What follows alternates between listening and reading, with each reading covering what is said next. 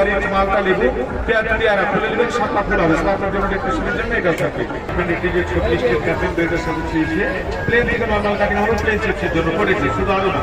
যেমন আপনি মনে করছেন স্লাফের জন্য আলু ভর্তা দিয়ে মোমের রান্না ইউজ করবেন, রিং সাইজ হবে। যেমন এখান থেকে আপনি হাফ ইঞ্চি কাটবেন, পটল ভিন্ডি টমেটো কাটবেন স্লাফের জন্য বেরিয়েছি, কাজ করবেন, কাজ হবে। যেমন আপনি বেগুনি কাটবেন, বেগুনের জন্য লম্বা লম্বা করে এক সাইজে এক মাত্র হবে, সাইজ মাপ দিতে হবে না ভাইয়া।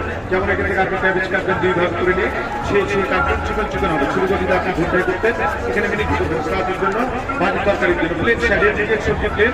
এখানে হবে সবচাইতে সুন্দর ডিজাইন, সবজিটা প্লেন আছে সোজা, ফার্স্ট টাইম হবে না, সেকেন্ড টাইমে দাগ আছে, ঘুরিয়ে মাখা, একবার সোজা করে একবার মাখা করে মাইনাস প্লাস, যতবার আপনি করে যাবেন সবজিটাকে মাইনাস প্লাস ততবারই নিউ ডিজাইন। আলু দিয়ে চিপস, গাজর দিয়ে অ্যাপেল দিয়ে স্লাদ, অয়েলে ফ্রাই করবেন, প্যাকেট করে চিপস হবে।